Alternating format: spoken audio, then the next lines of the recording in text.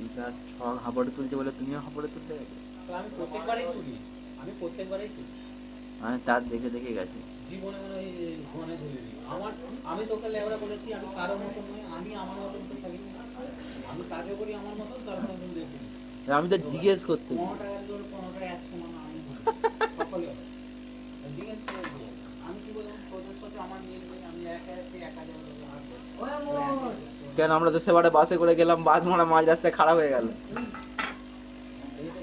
আমার কি বলবো, আমি তো বলছি সেটা জানি। না আমি দেখলাম ওই জন্য বলছি, রেগে যাওয়ার কিছু নেই।